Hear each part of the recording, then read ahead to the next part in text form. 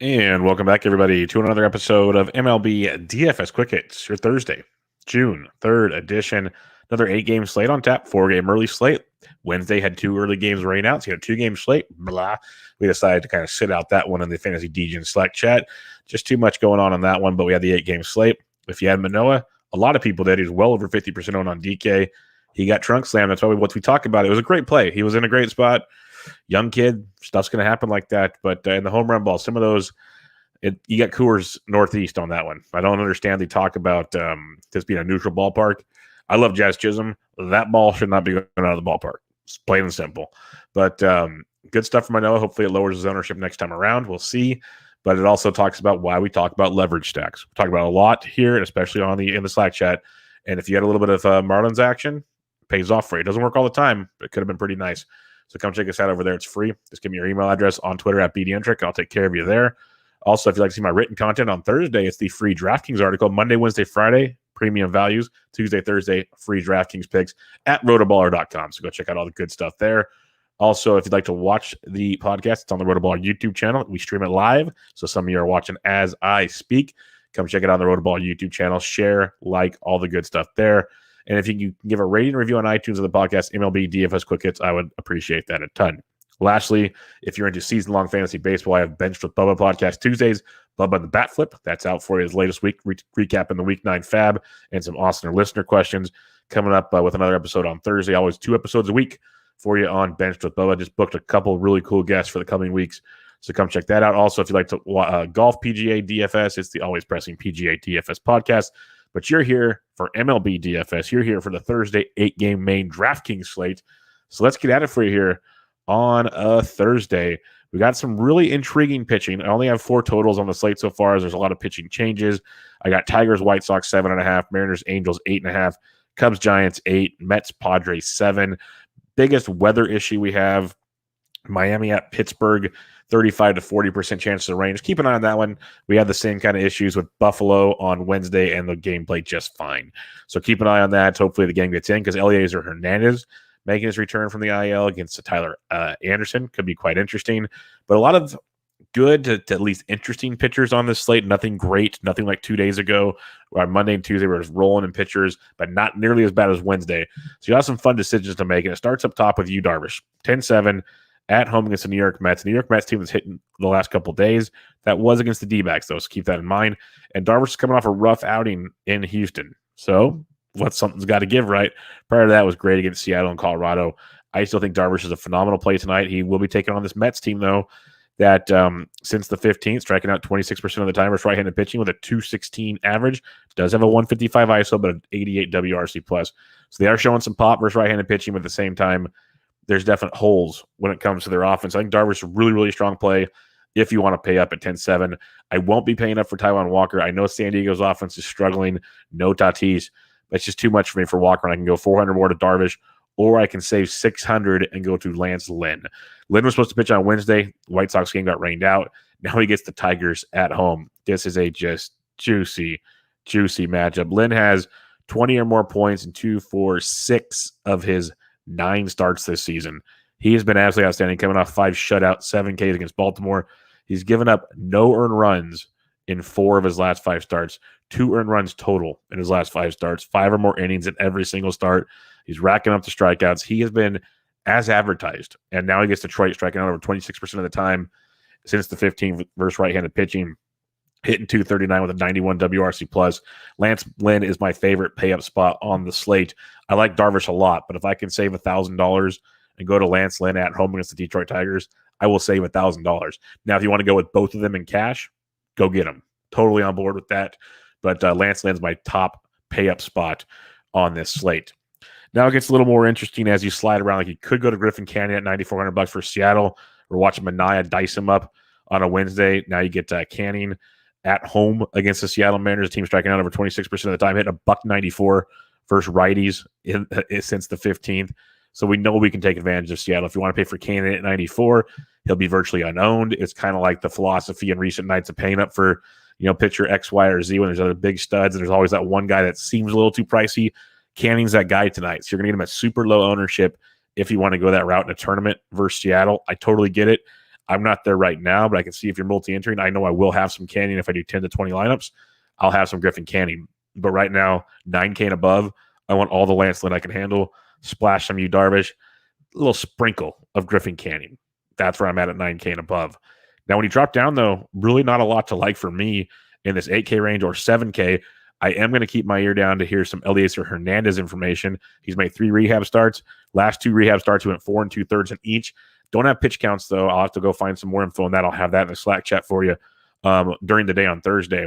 But 4 2/3 doesn't sound great, but he did face 22 batters. He got hit around a bit in his last rehab start, but I'm pretty sure they just left him out there to get that pitch count up because he faced 15 batters 2 starts ago, faced 22 this last start. Strikeouts were 5 or more in the last 2 starts. So we're seeing more LDAs action. Weather could be a concern, but you do get Pittsburgh, a team you can take advantage of more often than not. They're striking out 23% of the time versus right-handed pitchers over the last couple of weeks. So keep an eye on LASR, tournament only. Probably not going to use him this go-around, but someone to think about if you're multi-entering. Now we get to the fun. You got J.A. Happ at 7K at Kansas City. Happ coming off back-to-back really strong starts. 5 innings, 2 earned 5Ks against Kansas City. 6 innings, 4 and 10Ks against Cleveland. Before that was getting shelled, though. Back-to-back negative point outings. It's all about the strikeouts. Can he get the strikeouts? So it's super risky with J.A. Happ. Kansas City swinging the bat a little bit better of late. Still not great, but they're also striking out 26% of the time versus left-handed pitching. So you have that going for you. 26% K rate since the 15th, but they're hitting 267 with a 160 ISO and a 100 WRC plus. Something's got to give. He's 7K. If you want to go there for Happ, not a must play. He's just one of the values we can look at. Chris Bubick, $6,900 at home against the Minnesota Twins. So it's Bubick versus Happ. Bubick faced Minnesota his last time out, 6 innings, 4 hits, 105 Ks for 21.9 points. Didn't do much against Detroit, but then Milwaukee looked great. At Detroit looked great. Decent enough against Chicago. So 4 out of the last 5 starts, basically 15 or more DK points. He's given up 1, 2, 0, 0, 0 runs, 4 or more Ks in 3 of 4 starts. If he can get the strikeouts up, he's going to be even more devastating. Minnesota went into Baltimore, let everybody down for the series. Everybody. Garver's out because he got one in the nuts. He's going to be out for a while. That's just not good for anybody involved. And you get this team that's striking out 25.5% of the time versus lefties, hitting 237. Does have a 226 ISO, lots of power, but a 107 WRC plus. They're not stringing things together. Resch Snyder's out. He's on the concussion IL. So you got like left-handed Kirilloff, left-handed Larnach. That's good and all, but lefty. We'll see how that goes. It's basically Sano, Cruz, always terrifying. I think like Jeffers went deep. Maybe he plays Polanco from the switch side of it. There's options. I'm not saying Minnesota's dreadful, but there's an angle to go Bubick in this matchup at $6,900. I can definitely get behind it. The other value I like, Casey Mize at 67 at the Chicago White Sox. If you want to get frisky here, similar to Bubick, Mize has been very, very good of late. 18 or more points in 4 straight starts, 20 or more points in 3 straight starts. He's gone 6 or more. He's gone 5 or more innings in 5 straight, 6 or more in 4 of 5. He's getting up 1, 1, 1, 2, 1. Those are his earned runs in 5 straight starts. Only 2 home runs over those starts. He's limiting the walks, and he's starting to strike guys out 6 or more Ks in 3 straight starts. That's been the big thing with Mize. He was having such difficulty striking guys out. They missed with his pitch mix, him and Skubal. Like, the Tigers are doing things there. And we've seen it with Skubal. We're seeing it with Mize now. Strikeouts are up, which helps a ton because, A, you're not putting guys on for free, and you're racking up those fantasy points we like. He's facing Chicago.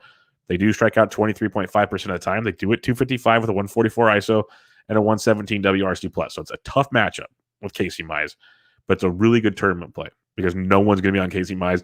Everyone's going to be on Lance Lynn. Everyone's going to be on the White Sox bats. Casey Mize will go completely unknown in this one. So when you're punting, you got Happ, but I prefer to just kind of leave Happ to the side. You got Bubick, you got Mize at 69 and 67. 2 really intriguing options. Bubick's at home versus Minnesota. He's the better option, even though it's Minnesota. He's at home, and it's a beat-up Minnesota team. If he can navigate Cruz, Donaldson, Sano, he's going to be okay. It's a big if, but he's going to be okay. So give me Bubick at 69, Mize at 67. That was a phenomenal tournament play. Like, really, really good multi-entry tournament play. There's a lot of risk to it, but the reward is tremendous. If Mize goes and puts up 20 points, 2 things happen.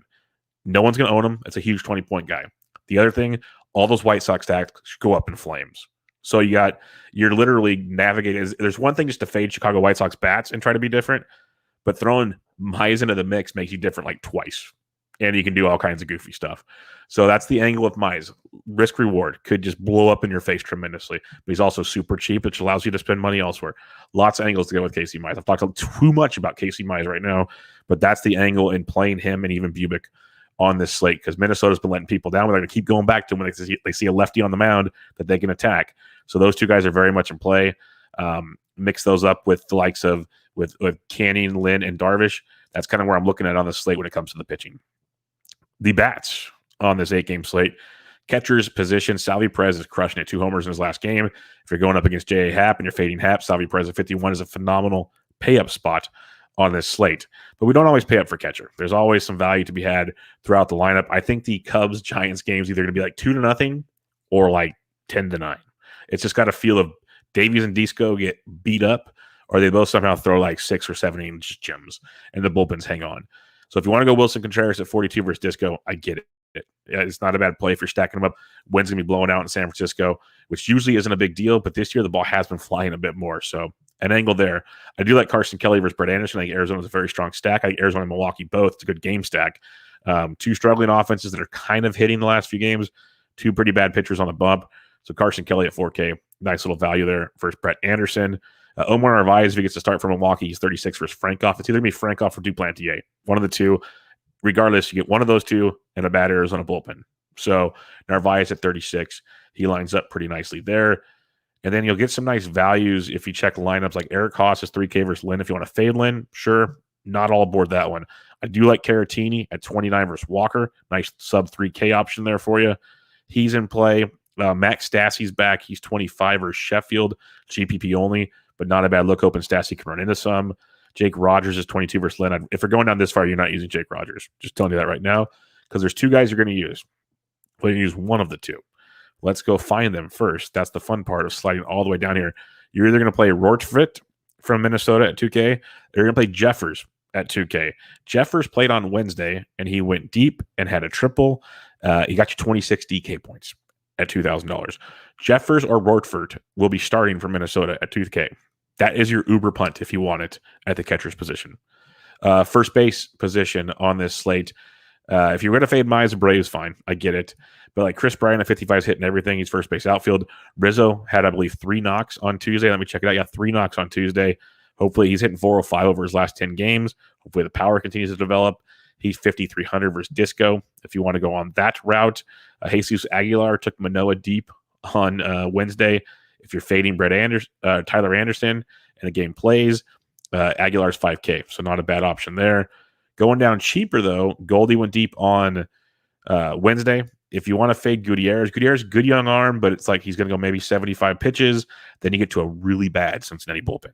So Goldie at 46, if you're stacking St. Louis. St. Louis is a fun stack if you think Gutierrez gets hit around a bit or leaves early. It's a really good angle. So Goldie at 46 checks the boxes there. Garrett Cooper at 43, another nice value versus Anderson in that matchup in Pittsburgh. Going down below 4 or at 4K is Miguel Sano versus Bubick. If you think he's finally going to figure it out, that'd be great. I like Pavin Smith, prefer him versus a righty, but $3,700 for stacking Arizona. I don't dislike it that much. I do like Christian Walker. He's been ice cold since coming off the IL. I'm not going to sugarcoat it any way whatsoever. Went 1 for 4 on Tuesday. He has hit safely in 5 of 6, or he's hit safely in 3 of 4 games since coming off the IL. 5-0, 5-7. Those are points since he's come off the IL. Hopefully he's getting comfortable at the plate. Facing Brett Anderson in Milwaukee could be a nice little GPP play at $3,300 to kind of right the ship for Christian Walker. I think there's an angle to be had on that one. If you're not using Griffin Canning, Ty France is 3K.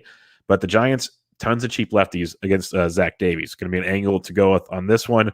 Let me triple check it before someone gets cranky with me. But I know in the past, Zach Davies has really struggled versus lefties. Let me clarify it before we go any farther on this podcast. But we'll check out the old split tools here for Mr. Zach Davies. And we got him against left-handed hitters. And they're hitting 232 this year with a 378 slug. In the past, he's given up about 250 average or better, 400 slugs or better against lefties, and over a home run per 9 most of the time versus lefties. He's only striking out lefties 13% of the time this year, while walking them 13% of the time for a K to walk percentage of 0. He has a 5.72 xFIP versus left-handed hitters this year.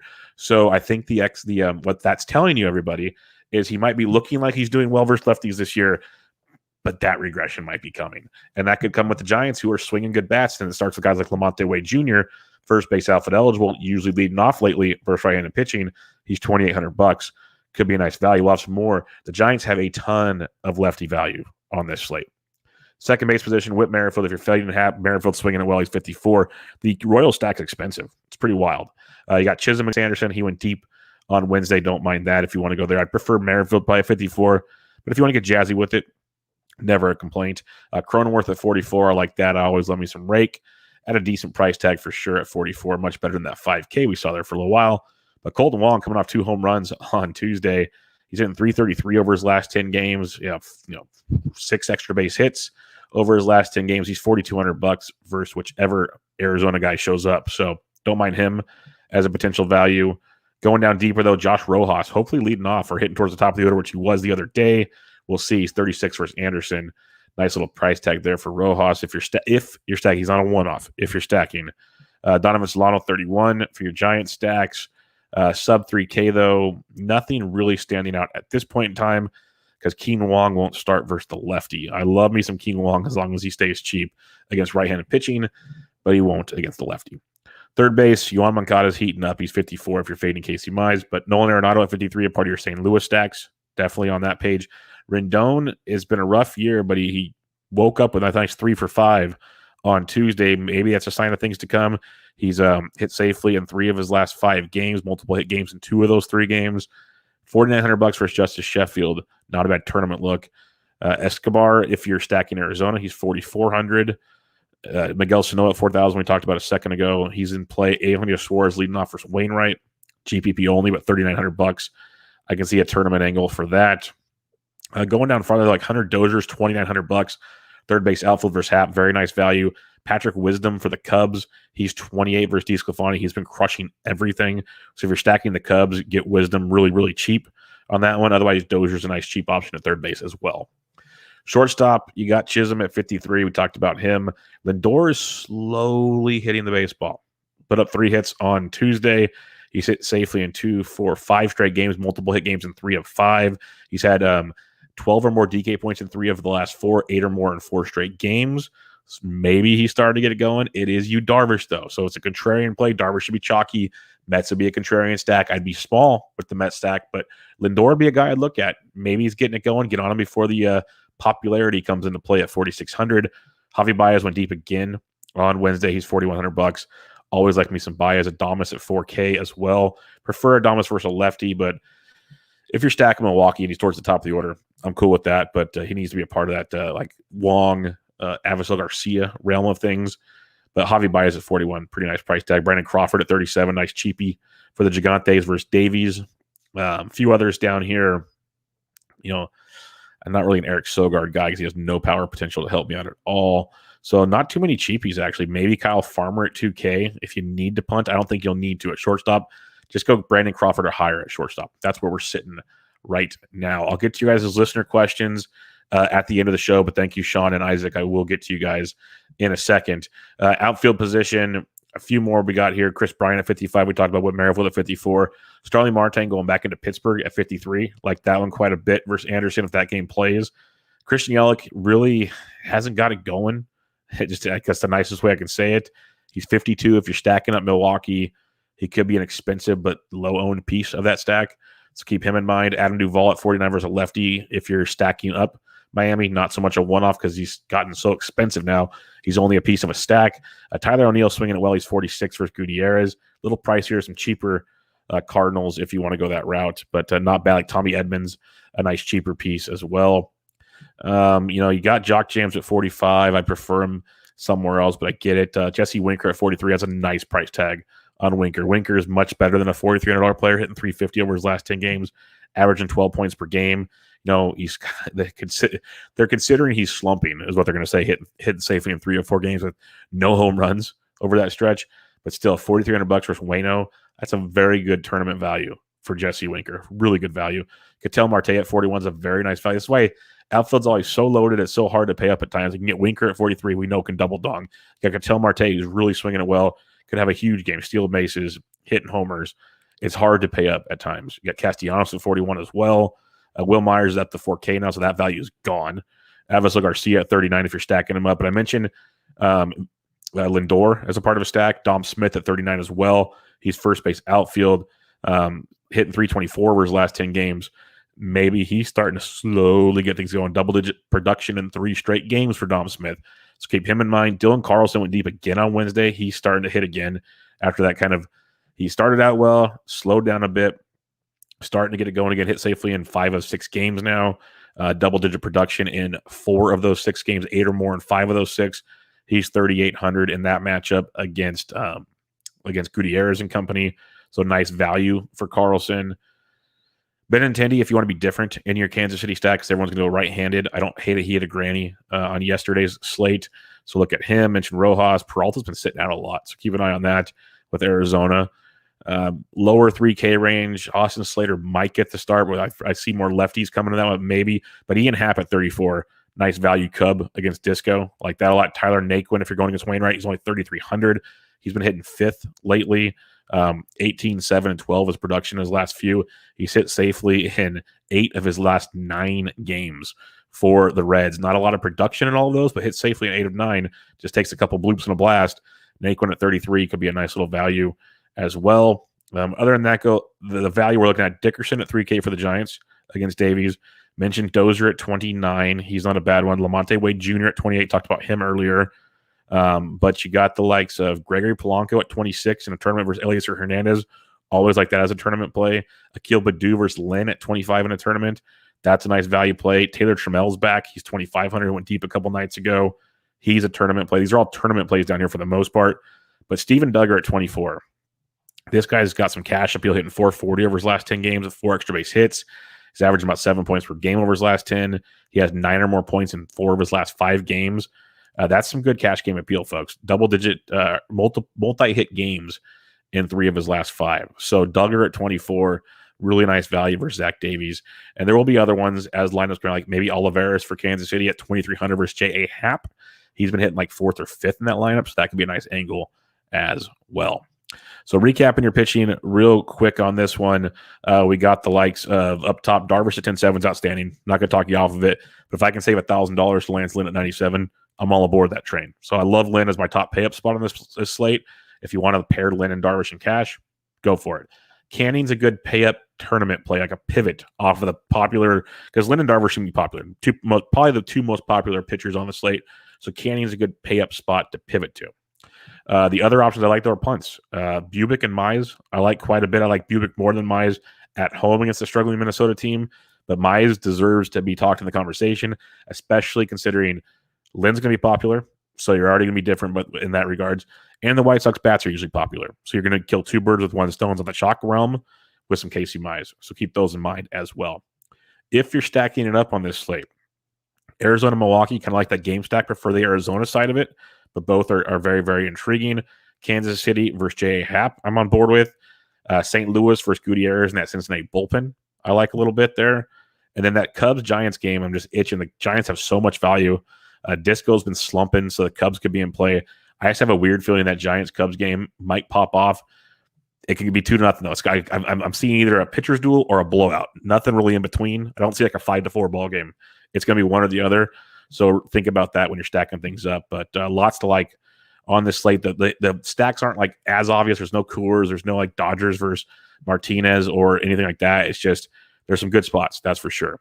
All right, a couple of listener questions on the live stream. Sean V. Davies is traditionally a slow starter. He's been much better lately after a brutal April. That is true. I'm with you there. The Tigers bullpen has been surprisingly good as well, Sean. You're right. That's why Mize, if you look at his game logs and just his overall production, not just his fantasy production, but just his overall production, the strikeouts are up, pitch mix has changed. It's very, very intriguing. It is the White Sox. You never know, but there's definitely an angle in a tournament to be had there. Isaac Wall, appreciate it, man. Thanks for joining the show. You guys are always welcome to come and shoot your questions on the live show. If you don't catch me live, I'm on Twitter at BDentric and come join me in the free Fantasy DGen Slack chat. Just get me your email there. We'll take care of you guys. If you give a rate and review on the podcast, I'd really appreciate it. MLB DFS Quick Hits on iTunes. It helps more people see the podcast and moves it up the rankings, which helps us all out in the long run. Lastly, free DraftKings article on RotoBaller.com on Thursday. So check out all the goodies there. But I'll be back with you guys Friday. Big slate on Friday. But good luck on your Thursday, as this was MLB DFS Quick Hits, your Thursday, June 3rd edition. I'm out.